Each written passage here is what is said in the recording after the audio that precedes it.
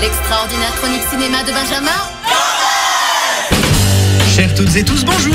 Bonjour. Et bienvenue dans la chronique cinéma de Benjamin Gomez numéro 460 qui va vous parler ce matin de l'excellent This Must Be the Place avec Sean Penn époustouflant. Alors un film qui sort en DVD cette semaine avec WeFM, on vous en offre juste après la chronique. Quelle est l'histoire? Eh bien c'est celle de Cheyenne, une star du punk rock has-been qui, avec ses cheveux et son maquillage, ressemble fort à Robert Smith des Cure, pour vous donner une idée. Le rouge à lèvres va assez bien à Sean Penn. Cheyenne vit à Dublin et a mis sa vie en pause depuis 30 ans. Peur de tout, ses vêtements noirs cachent difficilement une apathie complète.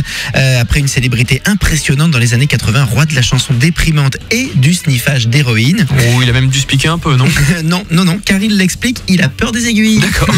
Il est assez drôle, Cheyenne, mais détrompez-vous, derrière le fond de teint blafard et son air de « je suis jamais redescendu d'un mauvais trip », Cheyenne est beaucoup plus conscient de la situation qu'on ne le croit, capable d'une réflexion sur la vie au beau milieu d'un fast-food. Écoutez. Écoutez, votre cheeseburger est un petit peu trop cuit. Ça vous embête pas, hein? C'est la vie.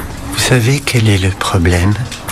Sans en avoir conscience, on passe de l'âge où on dit « ma vie ressemblera à ça » à l'âge où on dit « c'est la vie ».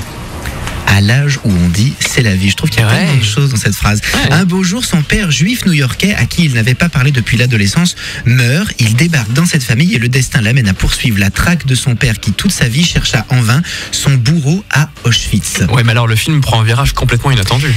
Pas vraiment oui et non, sans prendre une tournure historique, cette enquête emmène notre héros dans un road movie atypique au cours duquel on va croiser une galerie de personnages chargés de vie et d'émotions puissantes que le réalisateur nous transmet avec une mise en scène incroyable. La caméra bouge aussi lentement que Cheyenne, chaque mouvement paraît pesant avant tout à coup de s'élever avec grâce, traduisant la grandeur d'esprit du héros. Et on se quitte sur cette chanson.